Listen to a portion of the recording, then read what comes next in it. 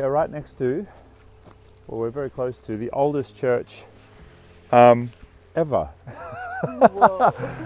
Yeah, apparently it's like one of the oldest churches ever constructed, and we're on kind of along the original Silk Road trading route, which is pretty cool as well. I think that's where the old church is, up near some caves in the canyons, just like 2 kilometers away. And this is a brand new lodge that has just been built here in Areni. So if you're traveling in Armenia and you want to check out a place that's in the middle of the beautiful gorge here and just down the road from the church, and the oldest winery is here as well. Oh, maybe that's it. Maybe it's not the oldest church. Maybe it's just the oldest winery.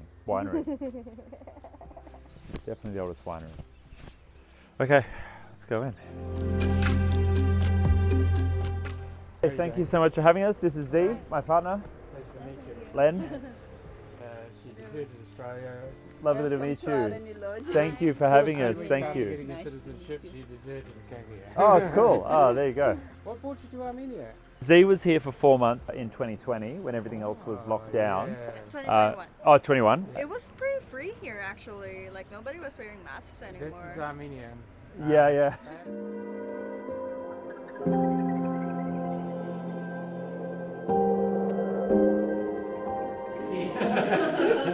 Yeah. But you somehow have hit the sweet spot. Somehow worked it out. Yeah. And I was curious as we were coming through, a lot of the towns and cities looked like quite abandoned, and we'd read a little bit about that. I kind of don't know all of the more modern history about what's happened in some of the areas, but there seems to be an exodus.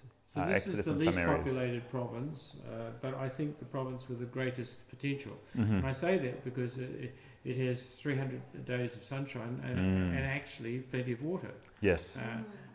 They don't use. And you've got the attraction of the caves right there, and then the winery as well. It's the Close Silk to Road Yerevan, easy enough to get here. So many wonderful things are here. Yeah. Developing a cycleway here. Ah, nice. And we bought a 12-metre girder, a couple of them actually, to span the river. Yep. So we're working with the Archbishop, who owns a bit of property towards the cave, and he's helping us to try and connect both ends. Of course, people here, they don't have a sense of community spirit to the extent that they'll, like, it's community land along the edge of the river, but they believe it's their land, so I don't want a cycleway then. I'm going, Right. yeah, but this is for the, Do you mean with individual landowners? They'll have landowner adjacent to the river, but of course they don't own the strip, the community strip near there. But we try not to upset people. We're trying to do things in a soft way that doesn't. Mind you, sometimes I do upset people. Like I say, Sometimes. I say, oh, why are you leaving your rubbish, your cars, rusty cars everywhere? You notice as you go around Armenia, they've blighted the landscape with this. They'll keep their house really clean, but outside. There's a similar problem with like people not really cleaning up after themselves. Like sometimes there are events, concerts where people use a lot of disposables and they just leave it on the ground. It's really terrible. Yeah. Cheers. Thank you very much for having us, guys. Appreciate it. Thank you Cheers. so much. What is the Armenian up? It's called Wish Up. It's on the other side of the lake. Well, if you've ventured to the other side of the lake, you're very brave because the roads there are terrible. Yeah, well, it was only really one spot that was really bad. Like, so we did the whole loop, and it was really only one So they spot. must have improved It it was because a I long actually broke a road. four-wheel drive on that road. Oh, really? Oh, Four-wheel wow. drive on that Wow. road. I broke it. Huh. That road was one of the worst I've ever driven. And I've driven through Africa, through Russia, through. So what's your story? Like, how did you guys end up here? Were you Madness. did you meet here? Did you meet in Australia? How did that happen? I met traveling around. I actually first met her online, and then traveling around a lot. And we first physically met in Georgia. Mm-hmm. Well, Peter's Australian. He understands the difference between Georgia and Yes. Georgia. Yeah. She was a brave lady to come and meet this crazy person running around the world. But anyway, I asked her to come to a few places, and then she came to India with me. and I took it to the Taj, and we got engaged in front of the Taj. So Wonderful, nice. So were you travelling for work, or were you in retirement mode? What was my previous job in the UN was looking after the international safety standards of 42 countries. Mm-hmm. So I was the team leader for Asia and Pacific for the audit teams. In fact, ICAO is the only UN body with audit teams. Because of the international safety standards. Yes. My experience has been excellent. It's so good to hear. Compared to Southeast Asia. It's been so good. I spent 15 years living in Thailand. So and doesn't affect birds because it's shrouded. So, and it has a special blade because I was into aerodynamics and stuff like that. And so one of the things that I'm working with Indian investors at the moment to develop a new university here. Actually, it's already been built. It's just a white elephant down there. But we instead of trying to do it for local students, which was not a successful business model because they couldn't afford fees. So I think someone like you and others are the sort of people that we're trying to attract here. I'll make no bones about it. But people who have a view to ecology and people who especially have a feeling for young people and a bright future. I believe that this is the sort of thing that we built this for, to try and attract filmmakers.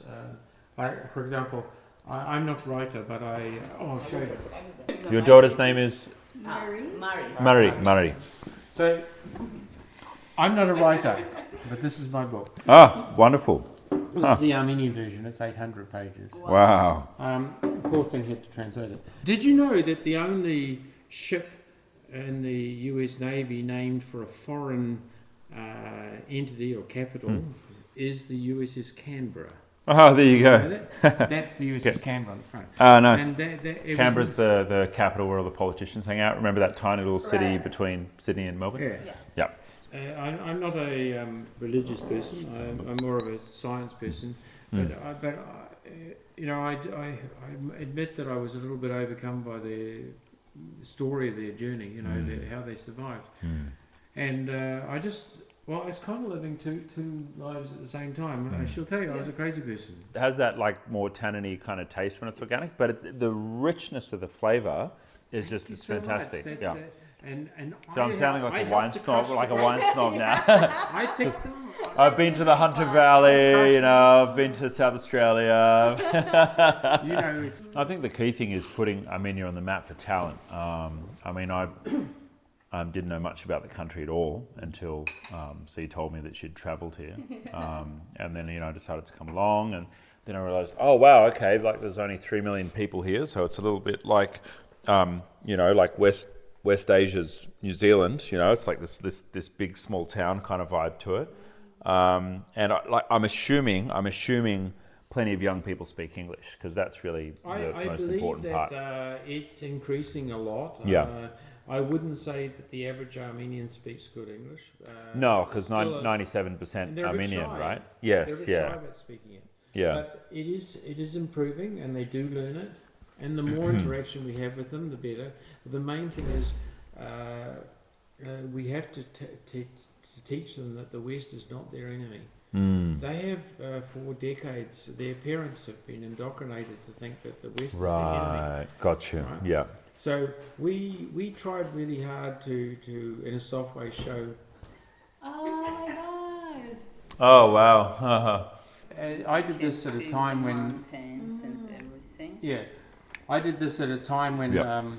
She's got the middle bit.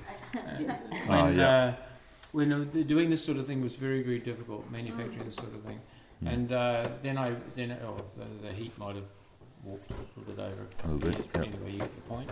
Yeah. And these And the cards are apolitical, like there aren't political boundaries on here for a reason. And the cards don't show things that are have information in dispute. about them, so kids while they play going. So if they go to from one Manila, place for to example, you'll another, see some of the they beautiful also learn about beaches and all that sort of thing. Mm-hmm. And when you physically go to a place, then you actually remember that. Kinesthetic learning is like that. So I had a dream of doing this like this, but I realised that actually, if you want to do this, then your brand leader has to be electronic, because the electronic is going to be the most sought after. And then if people like schools or libraries or something like that want an actual board game, then that's is cross-subsidised by the electronic, because this is not something that you could make a lot of money on compared to an e-game, for example. And that's the reality. Fine for those that, like for example, in the remote stations in Australia, you need something to help the. But at the same time, I believe there's a potential once the brand is known for such a thing. Yeah. I got it the wrong way round. I thought the board games would be more popular, but that was me making a mistake when I was designing it. But that doesn't mean to say you can't. So the desire for me would be to find a couple of smart games designers that would I would believe be much cheaper than trying to do something in the West or Australia. To try and design such a thing, give them a go and see how they. The hardest thing would be to get the data, like the Google Earth type thing, to be able to fly around the world and that imagery and stuff like that. But there's a lot of open source stuff now that of satellites and things like that. So, very much. So it's not impossible. Yeah, I mean, my curiosity is the broader appeal of outsourcing, because what's happening at the moment is we've got this global democratization of talent and labour, because everyone's got the internet now. Everyone's got access to a computer. And so, we've been taking advantage of this for the last 10 years, hiring in the Philippines. We, as an Australian business with Australian customers, and we've got customers in 15 countries now, like our business is now all over the world, but primarily we're servicing customers in highly developed countries, so Australia, New Zealand, US, UK, Canada. Yet our labour is primarily from the Philippines, and so that gives us this massive, that's the opportunity for arbitrage. Is we're effectively, so we're an IT support business. It's pretty boring, but it's project management, consulting, customer service, fixing problems. With that very, very, very affordable labour, which Armenia appears to be even more affordable than the Philippines. I think there's actually a much stronger culture there in Ukraine of being like kind of like almost abrasive, like just very, very upfront. And that doesn't really gel if you also have a Philippines team who are very timid. I feel like the culture for women in Armenia and the Philippines are similar. Very similar, They're strong women. Yeah. And it's funny because I'm carrying on at the men, because the men can be just retards. And I say, why there are no women on the Armenian Dram Bank? Like you got no women who have done anything. I mean, aren't women the glue that have held your society together? You're looking like this. Remember, the next country is Iran. What do they do with women? So you have to think in that term. Context, right? They're very incredible. Israel as well. So I think there's a lot can be done with the women here. The guys, they need to grow up and learn that men's behaviour is unacceptable. I mean, as you're riding your motorbike, do you notice how badly they drive? How they don't care about their safety, their family safety, or anyone else. It's just about their ego. And I'm going, okay, so you're overtaking in that position, but there's someone in front of you. Always going to be someone in front of you. So what's the point? But they have to do it. They have to do it. It's like a primal urge, and it drives me crazy. So you can imagine building this building with the attitude to lack of safety culture. So whatever we can do, in summary, to attract people like yourself, we'll do it. God knows how long we'll hang in here, because I'm frustrated. I'll tell you now. With I'm quite happy to walk around in this little paradise that we've got. But every time I go to Yerevan, I've got to speak to some bloody government idiot. Mind you, they've already got to be speaking to me now after my latest video. But I just lose my patience with some of these morons that are basically killing the opportunity for this country to become a modern place, a good place for young people to thrive. They're just. We've had it all. We've had people sit across the desk from us waiting for their cut. We've had the worst sort of corruption, theft. Justice doesn't exist. We've had police looking us in the eye saying, "Well, we're not going to prosecute." I said, "We've got a video of the guy admitting that he stole our money. Well, you're not going to prosecute?" Things like this it's just too much for me. Because, as you know, one thing that is good in Australia and New Zealand is that not just egalitarian society, but we expect that it's a fair society, right? Yes. That there is justice, that truth will come. Here, So even my wife has been struggling, haven't you? Yeah. It's probably harder on her because she knows, but she's kind of sometimes a little bit ashamed by her fellow Armenians who don't do the right thing from time to time. So after a year and four months now, for a year and 4 months, man, I just like to go back and spend a couple of months and just watch a footy game or something like that. Yeah. I sort of miss all that. Yeah. I am employed by the Singaporean government though. Singapore, as you know, doesn't need advisors to their ministers, but they when I retired from ICAO, they tapped me on the shoulder and gave me a 2-year contract. Work or not, they pay me, which is a very nice contract. Yes. But the reason they did that is that they didn't want me to work for Indonesia. So. Right. Okay. Yeah. Okay. Nice. Okay. Nice. I think they're probably a bit tired of that at the end of this year, so that we'll probably move on. But the fact that I work for Singapore from time to time means that I do go there on a regular basis to try and help them, or to lecture at the universities, things like that. Yep. Mostly it's done remotely, but sometimes I go in person, especially after COVID. So That's on aviation? yeah, mainly on aviation, but there are some other national security issues that are involved because, dare I talk about South China Sea and China and all that sort of stuff. It's something that I was heavily involved in the UN, and international conventions and things like that were part of what I used to do. International law, although I don't have a legal background, but at the same time, when you're immersed in that for decades, you do get familiar with it. Which is why it's frustrating for me here. I offered my service to Armenia and Artsakh for free. I mean, the Singaporeans pay me 4 figures a day, and I offering for free, and they don't want to communicate with me. This is why you needed to offer them for money. They would be appreciated. She's actually not joking. Yeah. She's actually not joking. Yeah. I don't understand how they think. I don't understand. Yeah. But it's Armenia. You'll know this. Philippines you is must learn the same, two. unfortunately. There are Yeah. 2 expressions you have to learn, and one of them is Sahayastane, which means That's Armenia. It's Armenia. Yeah. Good man. Yeah. And you already got that one. And so the other one is Aikizban, which means oh my god. Aikizban. Okay. So if you got that Aikizban. one, you got everything wrapped That's up. Armenia. All right. Cool.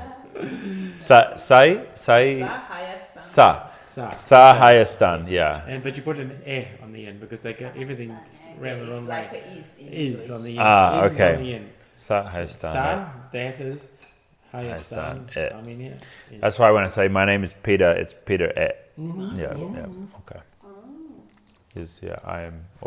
My name is Peter. Mind you, my daughter's very funny because she's her Armenian has improved a lot from Australia, but every time she comes across a word that she doesn't know, she just puts on the end of it and it becomes Armenian word. Funny. That's Okay. good.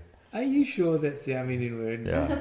And how's she adjusted with coming from Australia I to have here? to say she's been quite good because she's still got to do another two. She's got to go back at the end of this year and complete her year 11 and 12 because we took her out after year 10. Our priority after the war was accelerated. It was never our intention, but after the war, we and I had I had a problem in my office with an Azeri who was trying to get me to stop helping Armenia in my private time on aviation safety matters, right?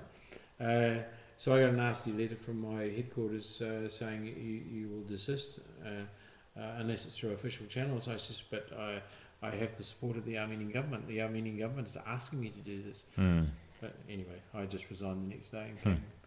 So it was in that 2020 period when the Just before the hostilities war, when just others were targeting the people. targeting who were everyone helping that was Armenia. supporting. So they targeted me. So I'm probably on some blacklist somewhere anyway.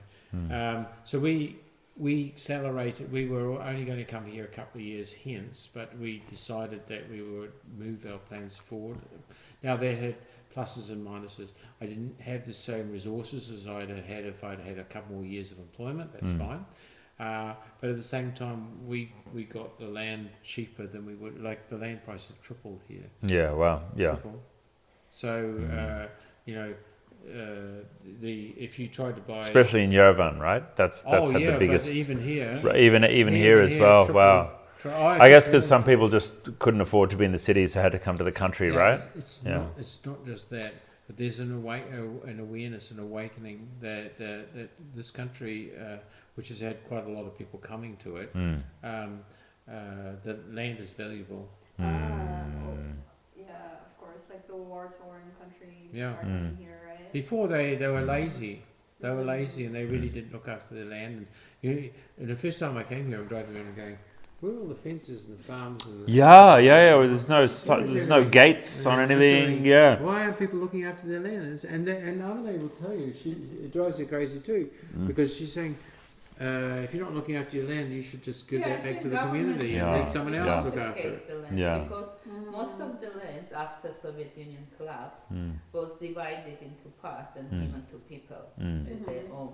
But most of these people actually left Armenia for Russia or other countries, and the land is just staying like It's just that sitting there. without any use. Yeah. Like just land in Interesting. front of Water our place. Oh, no, I'm all right. Next Thank to you. road, you would see when you come out on your left. Yeah. The lady is actually living in Uzbekistan, Kyrgyzstan. Yes. somewhere there. Yes. It just staying like that. Huh, No wow. trees, nothing. Yeah. Just a It's ready rubbish to bin. be, People just right? throw Yeah. rubbish bin. Reclaim it. Yeah. Yeah, so we kind of... And that was only, we what, lucked 20, 30 years ago, right? Yeah. But we lucked in with very... and before we came, there was nothing here. Yeah. Right. If you don't mind me asking, like, how much was the land that you paid for here? Because I assume you bought So it there's- without any there- buildings or infrastructure. No, that's right. So there's about 7,000 square metres of land, and Yep. there's about another 1,000 square metres of land in between, which is hard to explain, but in cadastral terms, it's a mess. It's a nightmare here It's with like a road with between with the land holes because- and overlapping, and there's no boundary pegs, and Right. it's a Yeah. nightmare. Yeah, we bought from Seven. 7 or 9 people. I Yeah, can't and we joined them all small, together. Small pieces. Oh, wow. Well, Yeah. so That you can must have been a imagine the nightmare. nightmare. Yeah. So All the paperwork. yeah, oh, it was horrible. Yeah. Try to get Lots of that. stamping and paper. Oh, my God. Wrong, so they had to go. A lot of people thought they change owned the land. names because, Authenticate like, it, yeah. for example, land's name is Leonard.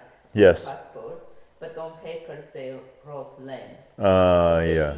And that was the grandparents' land. So grandparents long ago already gone. So Hmm. they had to change all that documentation to bring under their names. But some people didn't even know where the land was, what land they Of owned. course. Yeah. And some people It's were so claiming long. all sorts of things. Yeah. Yeah. Going, Some people saying, "Oh, this is my land." We said, "But we already paid for that land to your neighbor."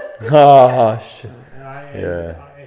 before we came, we let them harvest the crop, at least half anyway, and some was supposed to go to Armenia's family. But they were stealing all of it.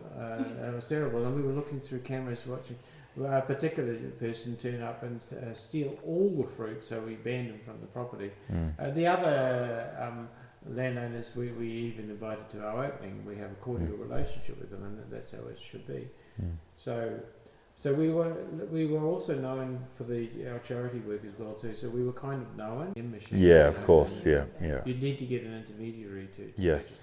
Yeah. But it's amazing how the tune has changed when I say, "Oh, I'm Armenian," or my family's Armenian. They're just, "Oh, you're my brother. Okay, Exactly. I'll give you the local price." Like 180 degrees different. Local price? Yeah, who knows? Yeah, who knows, You need to right? get an Yeah. intermediary to do it properly. Yeah.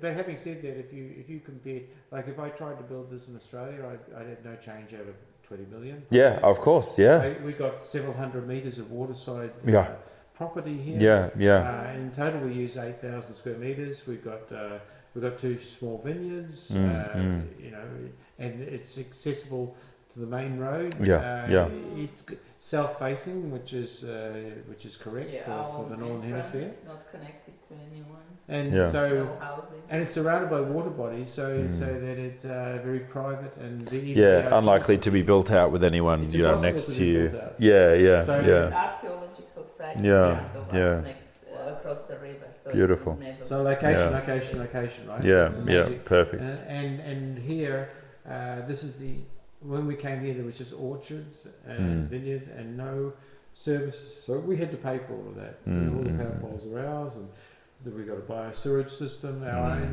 We got our own salt. We built the bridge. Wow. Yeah. 70 tonne it can take. We Wow. had 55 tonne on it. Yeah. And so it's been an enormous expense to get this far. And the problem is our utilities are not reliable, so we're building a solar farm. Where's Yeah, our yeah. panels? It's a good idea. Where's Yeah. our panels? didn't get the message. I got 38 550 watt panels, so where are they? They're in Poti. They're in Poti, but didn't get message yet. We like every time it rains, they turn the power off. Right. Huh. Okay. Yeah. If it's a problem with lines touching or whatever it might be, then fix that problem. Don't just turn the power off. We're surrounded by water. You know, there's springs everywhere. There's river. There's minimal rainfall, but there's water. Much more so than many parts of Australia. Anyway, Yes. no water management plan, right? And they always run out of water in high tourist season in August and September, October. And I'm going, okay, so this happens every year. So what do you do about it? I mean, you know, these people have a sense of the past rather than a sense of the future. Yeah. But Yeah. also they don't care. Like the drinking water, they have this problem. But you go involved, you will see that the taps are open. Yeah. The water The is tap's open. Yeah. Guys, like In Yeah. Australia, by people. meter for it. Yeah. Seems not, because like we're paying by meter. Yeah. They just like run it like. Anyway, the good thing is that in Australia, if I tried to access a mountain spring, right, from my Yes. personal use, it just wouldn't happen. No. Yes. But here, Yeah. I've got permission to access a spring a few hundred metres up the river Yeah. and take it via the museum that we're building Yes. on the property and then to the lodge. So the swimming pool, that will be the last thing that we get finished. Yes. You'll be able to swim in mineral spring. Oh, water, amazing. right? And from our own Oh, spring. that's amazing. So Oh, can you imagine in Australia? I know, imagine. Property, how valuable that filling would a be. swimming pool with mineral water. So Imagine trying to get that through in Australia. Oh, you could. The resource management. Impossible. Yeah, I know. My God, yeah. So there are some advantages. Like, And the greenies and, you know, like environmental, I the go- council. I go to No the way. municipality and they said to me, Gonna have but another then sip. you came from Australia where you're kind of like trying to follow the law. But tell you what, here's how it works here. You tell me what you're doing, and if it seems fine, that's okay. Would you like some more? Yes, please. Yeah. Thank you very much. And that'll be the end of it. You know, we don't need to go further up the tree to central government or anything like that. That's great. Okay, all right. But there are some traps though. There's certainly a get things done attitude. I like that. But it's all illegal. Yeah. Most of the businesses here are operating illegally. They're not. Yeah. They're operating with proper registration or We were anything like that actually told, why are you guys actually so worried about registration? of your building, Yeah, because right. you have to register your You building. you just operate. All these businesses here, they don't have any registration. And some are even on community land. They're going. Yeah. Oh, okay. So And it's interesting because, like, in the Philippines, because, you know, like, previous governments were really well known for corruption. And so there's been... Marcoses. Yeah, yeah. Shoes. Yeah, the shoes. That's not They're the back past in. anymore. No, they're back in. I know, They're I back. saw. Don't let me get started on Yeah, yeah. But you know, there's been this big drive to have every single transaction in shops give a receipt. You must give a receipt, and everyone's really strong about the rules. You always get a receipt, and if you don't take the receipt, the cashier will get very uncomfortable that you haven't taken Do the they receipt. have hidden people that go along pretending to be customers? Oh, they must. Yeah, they must have people audit. Unless they knew there was some sort of compliance mechanism. Right? Yeah. There's there's certainly that. There's the business registrations. There's what else is really challenging to get. Lots of the registrations, like All the business each like category of building business has its own registration, for registration, building registrations, and so I see all of those, and they're very strongly implemented. Even when there's weird rules, like when we're in the gym at a hotel, they force you to wear shoes in the gym. And like I've got a home gym, and like we're traveling at the moment, so I don't have a home at the moment. But like when I had a home gym, you know, I work out at home and that's fine. And like I like being barefoot in the gym, or maybe I'm just in socks. But someone will come up and will get in trouble. They say, no, you must have shoes in the gym.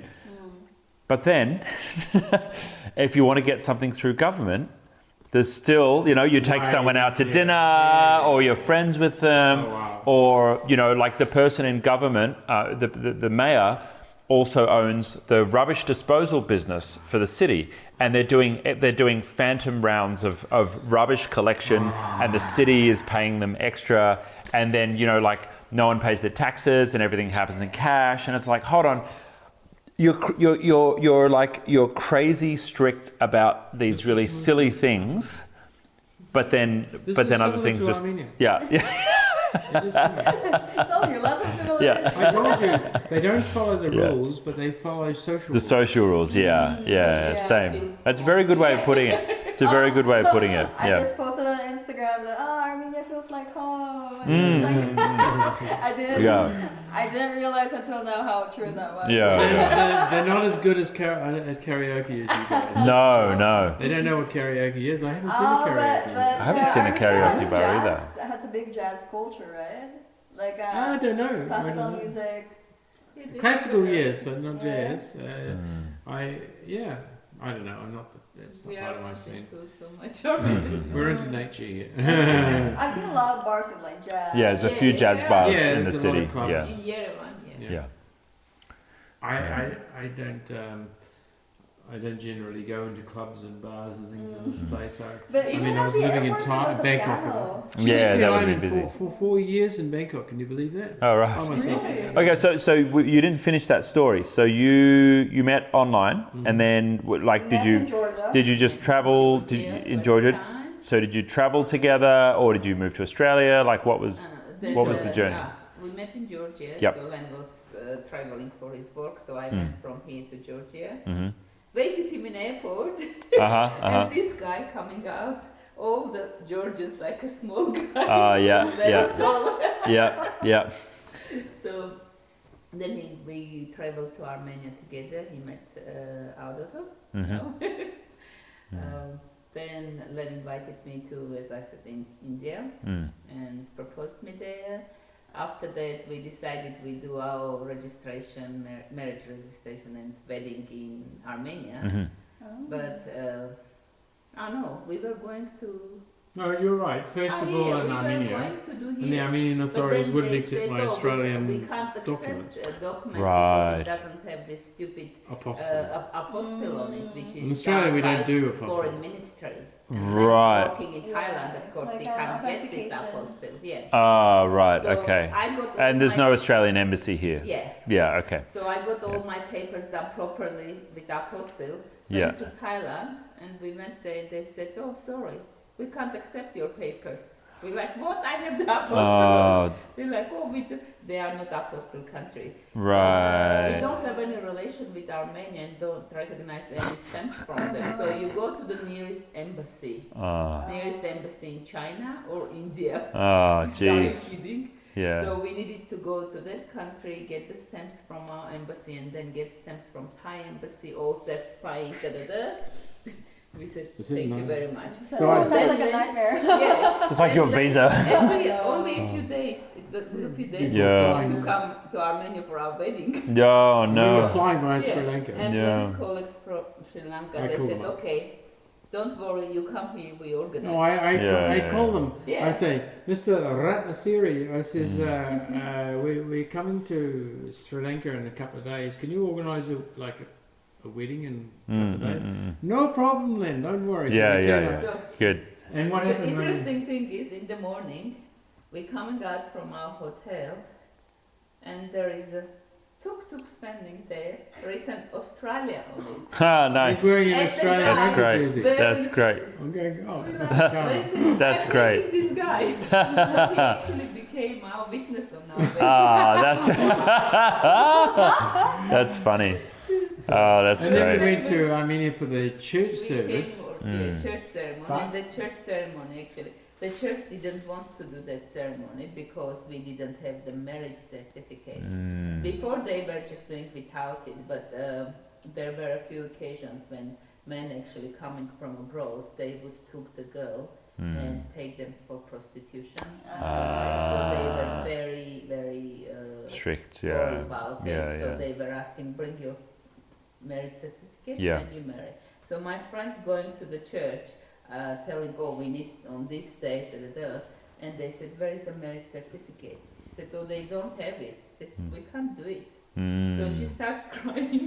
Ah. And they're like, why you are crying? Mm. Is it your sister? And she's like, no, my best friend. They're Mhm. like, why you are crying?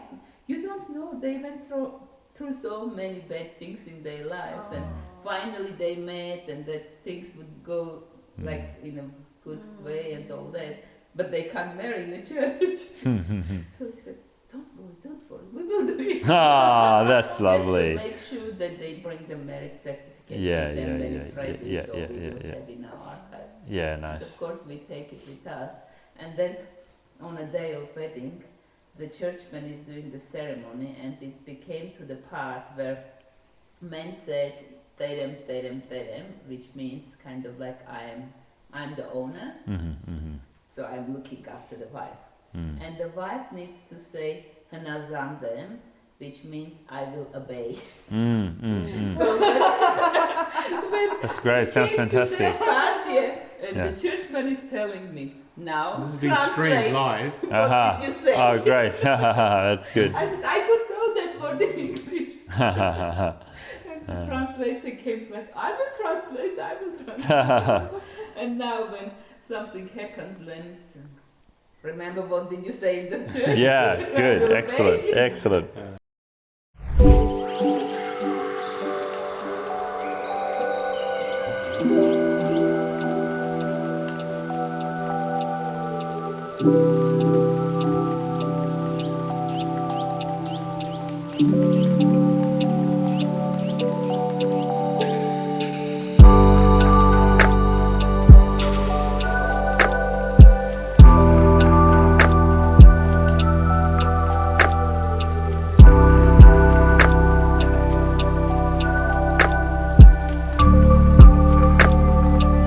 I want to have the honour of hoisting the Australian flag on the building. Sure.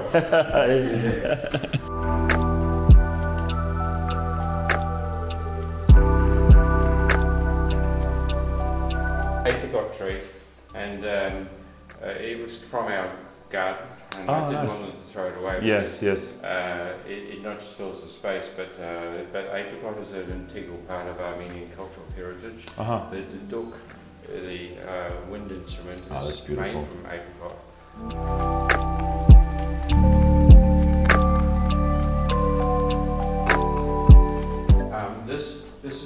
This is the least finished room, the Tavush suite.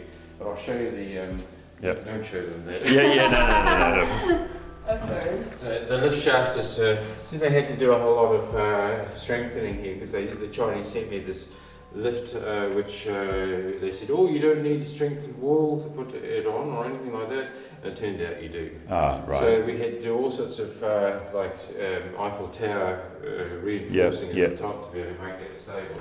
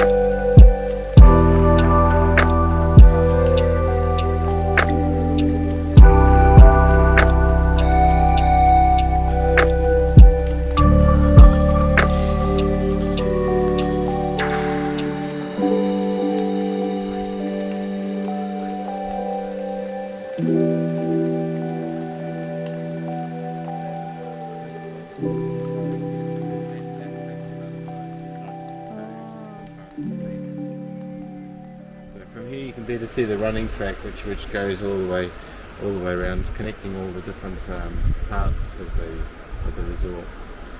I agree, this is a nice place for a discerning traveller.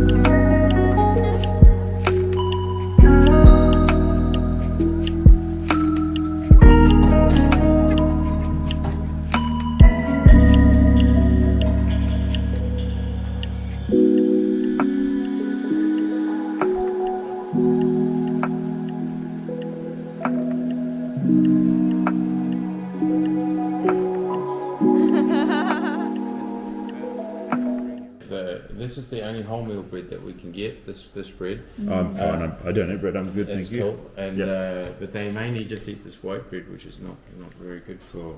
Yeah. This is called compote. This is cherry. Is this homemade? This one? Yeah, that's from This is farm fruit. Wonderful. So do you want to Yeah, I'll try have a bit of that. Yeah, thank you.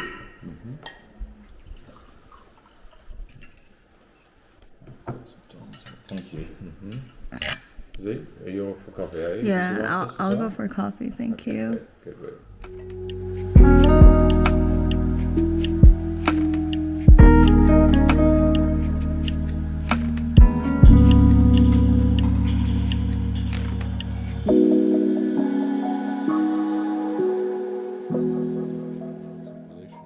From their rapid industrialisation, but they value medicinal herbs, right?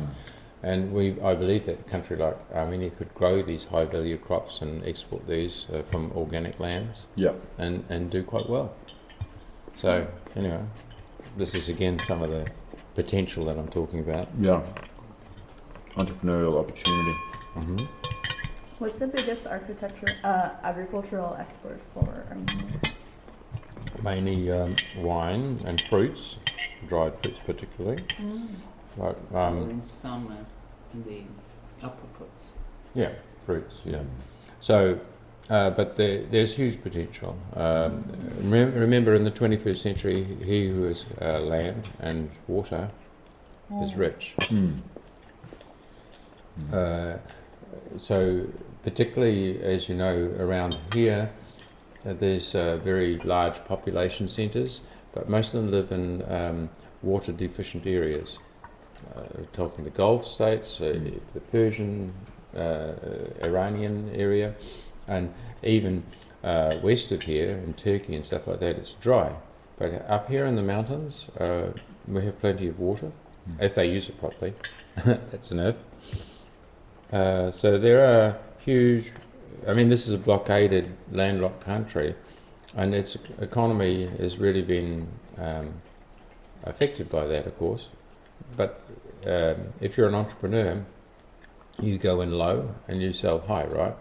So here we have a situation where it's an economy which is well below its potential, not just for tourism, agriculture, high tech, and that sort of thing. If one gets in at the ground floor, one can take the elevator to the top floor when the necessary development happens. And a good example of that is land prices. We talked about that. Yes, yeah. Even with a tripling of prices that we notice here, the land is still very cheap. I mean, if I some of the premium lands, $20 to $25 US per square meter. If I asked you in Sydney to spend $20 to $25 a square meter, you'd laugh at me, right? You know, if you had 1,000 square meters of riverside or harbourside property, 1,000 square meters, you're talking many millions of dollars, right? Just for the land. Here you might spend maximum 100,000. This is something like this. If you bargain right and you get the right opportunity. I mean, this property here, the land value is probably about 150,000 at the moment, and it's even that is undervalued by maybe 2 or 3 times. Well, because this is unique. This property. Well, it's, it's prime. You're right on the river and can't be built out because you've got the national park area. Even the valuers, when they came, they said they don't know what to value it because there is nothing like this that they had experienced. Yeah. But that, you have to be careful with valuers here. They work for the banks and they undervalue everything, and they don't know anything about goodwill or business value. They have no concept of this. I was saying, there's not just a bare land with some trees on it. There's a business on it. But we have a different concept in Australia. We value as per what the market will pay, right? Here, the value will look at this building and say, "Oh, how many square meters is it? And how many square meters? And what's the current price for construction per square meters?" Right. And I'm going, okay, but it's not just a building. It's not just a house. Constructing. There's all sorts of stuff in it, and there's obviously a design concept, and there's a business involved as well too. Okay, but they haven't got that. This concept is well beyond their thinking. So to build this building here, it would be about 850 to 900,000 US, based on current per square meter prices. And then to furnish it, you need to add between 300 and 400,000. So you're going to work out about 1.2 million. But again, if I said to you in Australia, I build a 1,500, a 15-bedroom building, with a 12-car garage, you're going to be talking many tens of millions of dollars in Australia. So it's actually nothing. But the basic construction and to purchase the land and to bring the utilities in and build the bridge Yep, and the road yep, and all that yep. sort of thing, you have no change out of 1.2 million. Yeah. That's the basic construction and without any other added value of the cost. So we were trying to tell them, okay, so when you're going to value a place like this and you look at its potential, being given that Areni is, yes, it's a winemaking centre, and yes, it's right next to the world's oldest winery. When you imagine in the West, Yeah, I know. the world, that cave not only is the world's oldest winery, it's where the world's oldest shoe was Yeah, found. we saw that. Yeah. The skirt, Yeah. human brain was found there. Wow. And it's the only archaeological site I'm aware of that the public can actually go into a working archaeological site. How many? In Europe you can't do that. You go into facsimiles. You'll go. Yes, you won't be able to actually go in there. Yeah. And so if you had that and right next to you, and you've got your own wine and your own vineyards and this sort of thing. I mean, this place would be surrounded by hotels, wouldn't it? Yeah. And we're looking around and going, there's just a few B&Bs. Yeah, where is everyone? The diaspora, desperate to save this place, there's also a worldwide influx, and that's why the prices of Yerevan have gone up. Yeah. And those that come, will want to holiday on the weekends and, exactly like what we're doing. Go and enjoy the country. But we want to tell people that, in Armenia, they think that 100 kilometres is a long way. Right, yeah. In Australia, yeah. we go 100 kilometres to get ice cream. I mean, Yeah, I used to do that to go to school. Yeah. And this, from Yerevan to Iran and beyond Iran to India, they're building, they call the North-South Highway. It just goes a couple of k's north of here. And that is a multi-billion-dollar thing, and it's supported by India, of course. India's becoming one of the world's largest economies and is booming now, the world's largest population. And it can't go through their trade routes to Europe, cannot go through Azerbaijan because Azerbaijan's allied with Pakistan. Right, yep. So, interesting. so you have to understand the geopolitics behind the economic decisions. So this road and also the highway that will be built over later years, even the building of the road will bring it'll bring billions to this area, this depressed area.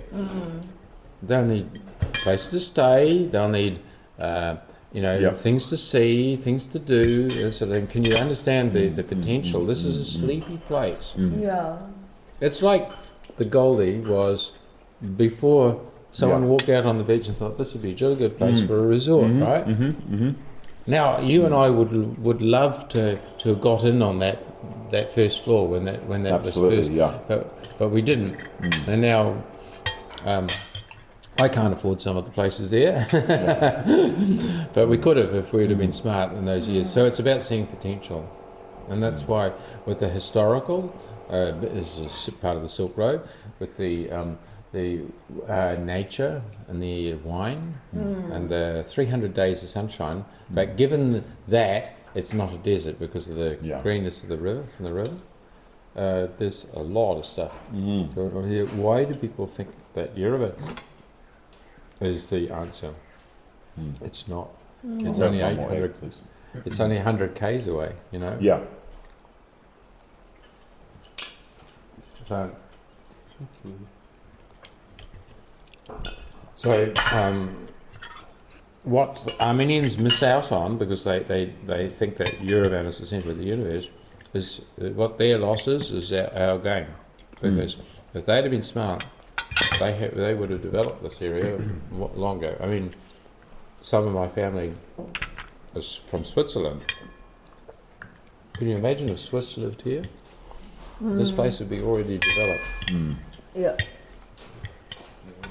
We wouldn't be talking about potential. Good morning. Hey, good morning. Someone's in her terrace. It's gonna work. Yeah. This is our staff's output. So it's called terrace, which is national Oh, fishing. It's a simplified version of You the are national late. custom.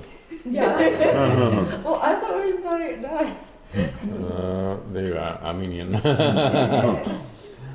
So, anyway, did you have any questions? I mean, I've been doing a lot of talking. You must have some questions.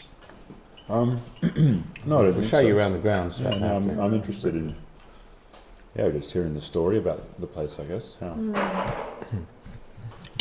Learning lots from everything you're sharing. Well, we're happy to share. And we're as I said last night, we're happy to collaborate. Our downside is that we get lonely for company, Western-speaking people. People who don't have the mindset that these people here. I'm not being rude, but these people have a mindset of looking into the past all the time, just in USA, and they don't look to the future. They don't understand that their children's future depends upon their entrepreneurial spirit, their ideas, their work ethic.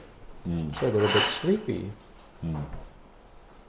And it's frustrating for me. Yeah. I came from an aviation background, 35 years. I am a pilot's license at 16 years old. That's the sort of person I am. I just drive. And I'm thinking, these people, if they have even a small ambition, they would have built and they would have created something special and not just be victims, perennial victims. But because you know that with economic success and strength of the nation, then you can build your military success, right? Your military strength and defend yourself. But if you're going to be poor, nobody cares. Yeah. It's a sad fact of humanity. So we need to change those mindsets and give opportunity for the young people. And people like yourself are very important because you connect to the outside world. You bring new skills, new ideas, not just resources. Skills and new way of thinking is actually more important than actual money. Yeah. It's the old biblical teach a man to fish. Yeah.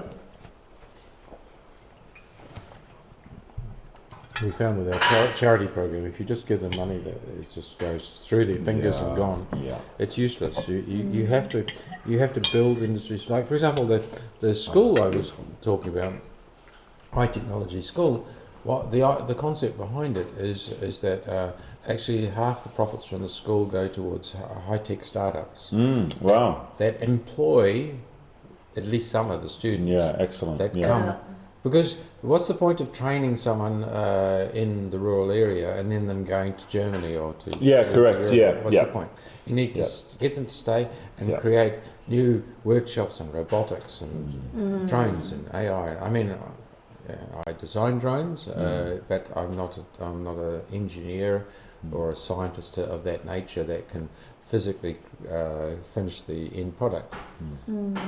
I would love the opportunity for young people to be involved in as we mentioned yesterday, the visual media, the e-gaming, robotics, AI, and all of this is part of the focus of the curriculum of what we're trying to create with these Indian investors. Although, as I said, they're more focused on university level. But for me, everything starts at secondary school, where young minds. It does. Yeah. Yeah, spark the interest early on. But they're already building in school now. Like, if someone is into software dev, is going to be doing it in high school, not just In university. Australia. In Australia. I don't know about here. But I'm thinking like the entrepreneurial kids that are tinkering, like they'll already be doing it. Even in the Philippines, they'll already be doing it in high school. Absolutely. So the land is available. The idea was Can foreign investors buy land? only with an Armenian partner. Okay. So he's my partner. Yeah. But as In the Philippines, you can buy a condo, but you it's the same can't buy here. land. But Peter, as you have Armenian ethnicity, you are entitled to an Armenian passport. Did you not know? It might be hard to prove though, because Why? apparently a church burnt down in Egypt and all the records were That's lost. common for Yeah. Armenians. But That's you show common. that your mom is Armenian.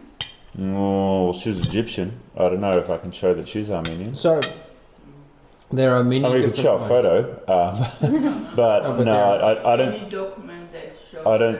the I don't know if we have. connection. I don't know if we have any documentation. But there are many people in the same Oh, position. that's what I imagined. Yeah, I And- imagined that many would have the same. Would have And the there is a same great issue. empathy and understanding, at least in that part of government, for people who left with nothing. Just Of course, yeah, who were then displaced. Yeah. Exactly. So I would not lose hope of that opportunity. But having said that, in the interim, if you wanted to invest here and buy land, you need an Armenian partner.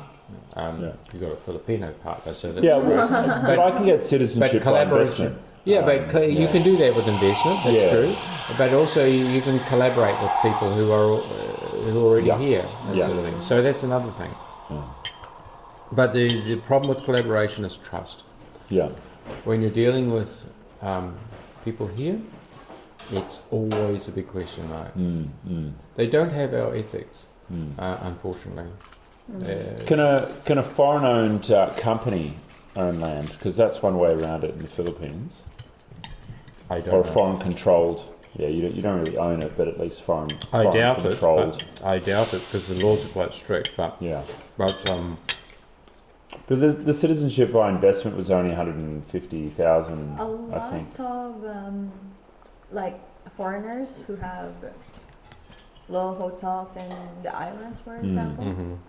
they rent the lands off of the people. Yeah, So that's also an option. yeah. They do it in Indonesia too. A long leasehold. Yeah, Yeah, yeah. I'd prefer to actually purchase yeah, I land think that's the better.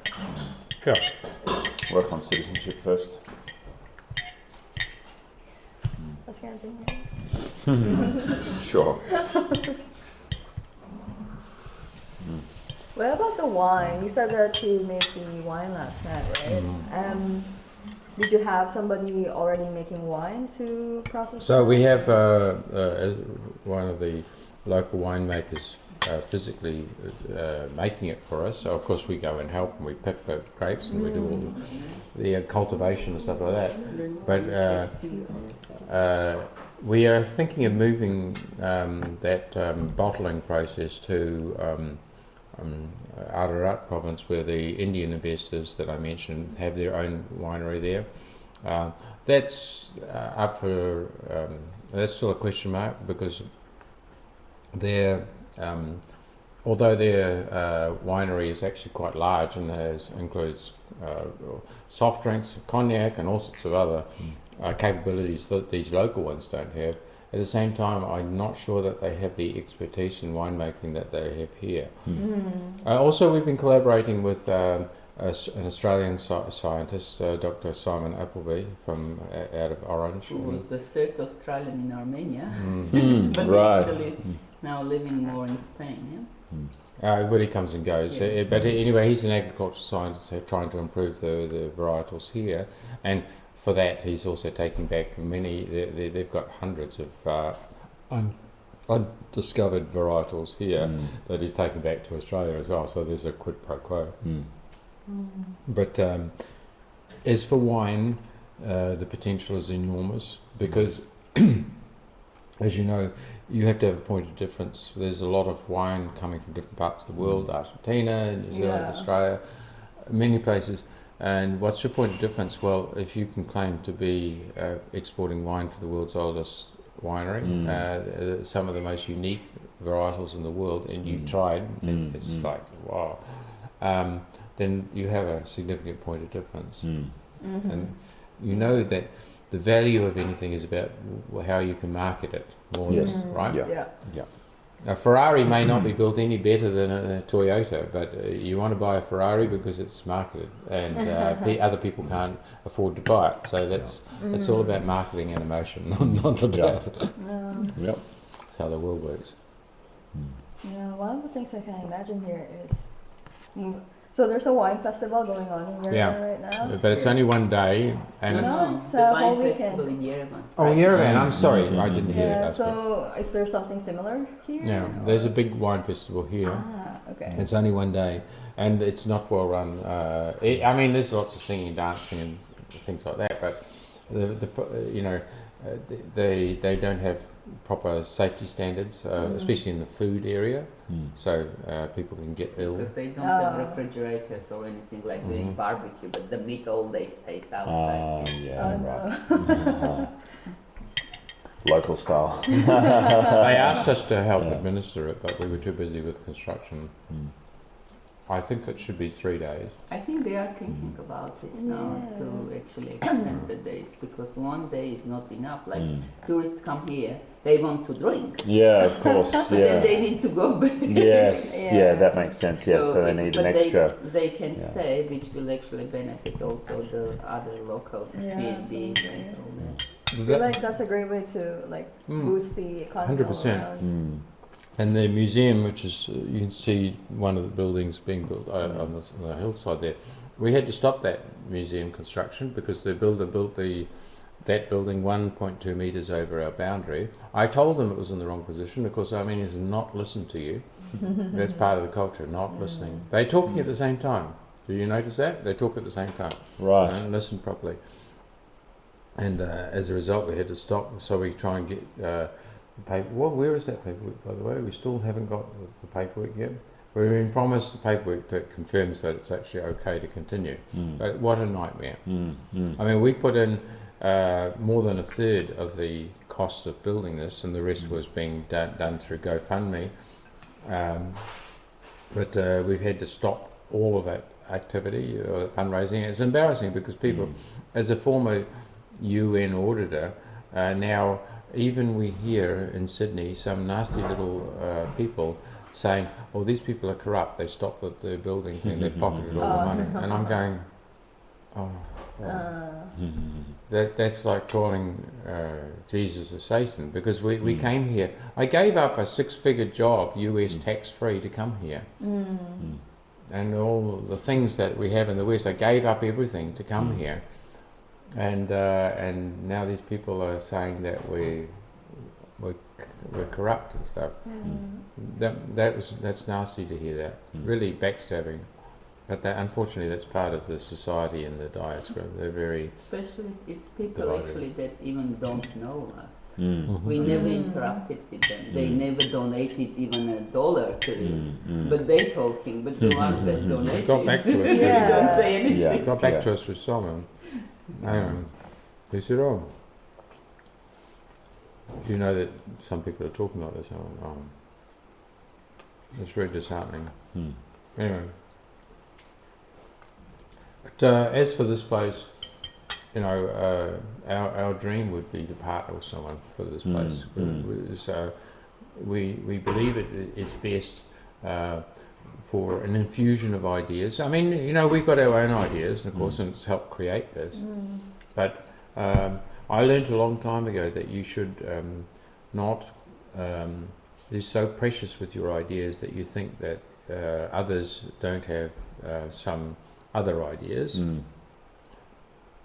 And I think this place, as a base for other projects, but even itself, can grow into all sorts of things. For example, the facility, I had once imagined that we could use the downstairs as some sort of think tank for IT, you know, developing like a mini Tumo, you know, where people are creating new ideas and new things for a lot of the young people here, like a factory for ideas and stuff like that. How many people are there in the small city region here? In the village there's 1,800, but in the community of, how many villages are there? 12? It's about a dozen. Yeah, around. But one is actually not counted because there is no population.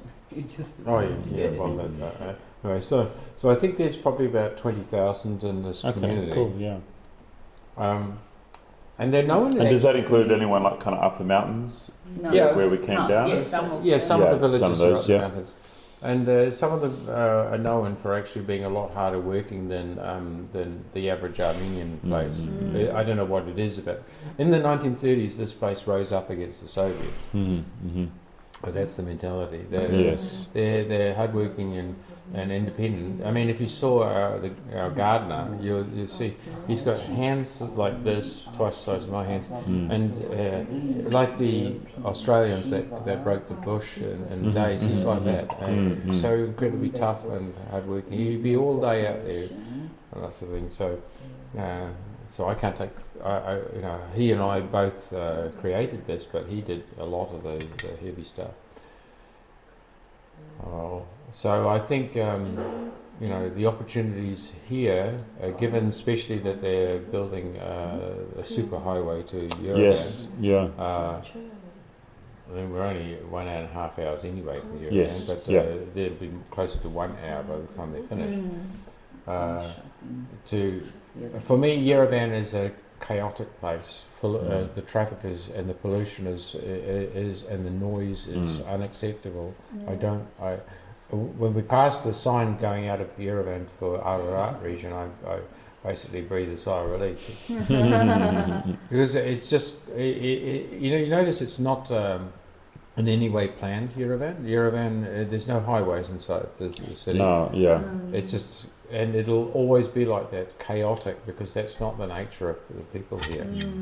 So, I think there's just too many cars in the city now. It's just all, it gets gridlocked and then it's, then it's completely. Funny thing is that overwhelmed. Areni, that's like a long way away, that sort of thing. I'm going, but you travel across Yerevan and spend longer to. Yeah. It takes an hour. Probably takes an hour to get across the city. Exactly. I might have some more of that, please, if you don't mind. It's called compost. Very nice. You can go and Thank pick you. some of the cherries that it came from, just down there. That's plenty. Thank you. It's like almost a lychee type flavour. It's nice. Oh. That's good. Huh? No, it is good. Nice warm. Yeah. No, I'll fix this. That's right. Yeah, no, that's all right. That's enough sweet for me. Thank you. All right. I like this healthy attitude. I'm forever telling people. I tell my wife. How Len is fighting with all of us. Well, I was a sports coach for many years. It was just a normal part of my life, and then I'm surrounded by people that are eating food with too much salt, fat, sugar, and they like we walked down to the village, right? And they stopped their car. It's a bit quaint, like in the 60s and 70s in Australia, where someone had stopped and offer you a ride. Good morning. And they said, "Oh no, but you shouldn't walk." I said, "Well, we like walking." Oh, come, we take you. It's as if something is a problem. It's a shame to walk. I mean, sorry, but So, I talked to you about the cycleway that will connect hopefully Areni and then to the caves, the part of the network. This mentality of getting on a bike or walking in the evening and stuff like that, it's really, really important.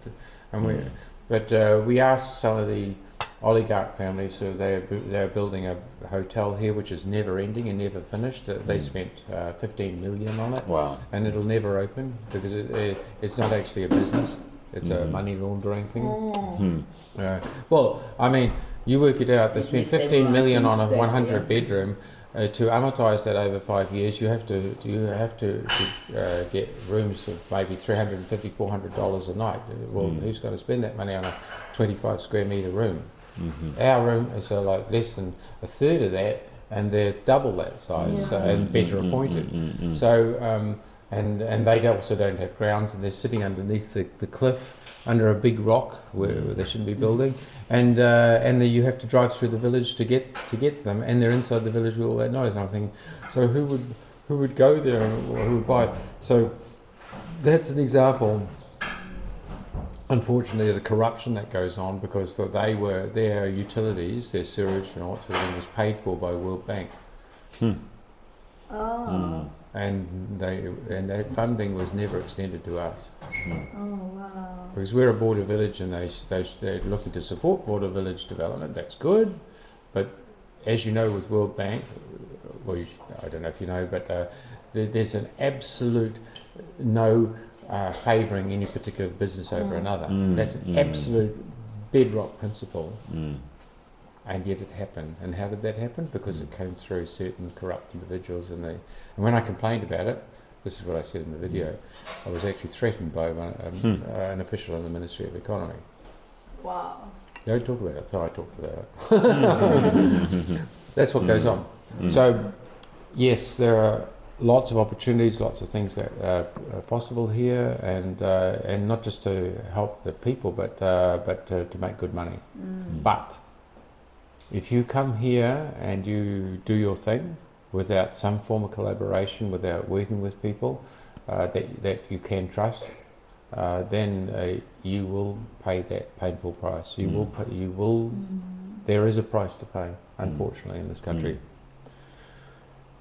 It's like going to the Philippines. If Peter didn't know the Philippines, right? Yeah. Yeah. What sort of traps would You he get fall done. into? All of them, yeah. A lot. Right. So it's no different.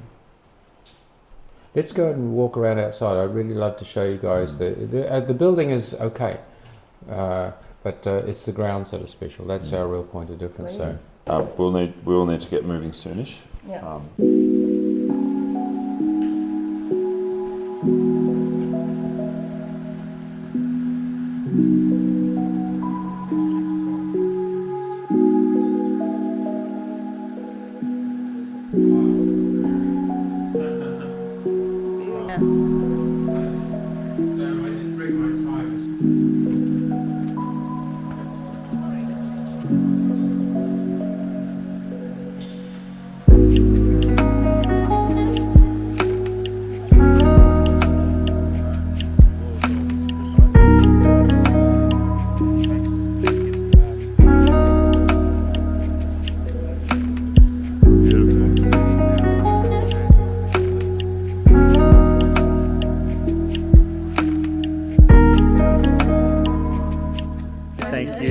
Thank you so much. Thank you. Be very careful on that road. Yeah. You know, they're idiots. They'll overtake around a blind corner Yeah, coming straight yeah, at you. yeah. Just, it's all about, unfortunately, male ego here. So just be very careful, and we'll see you. Hopefully, keep safe. Yeah. Thank you. Thank you.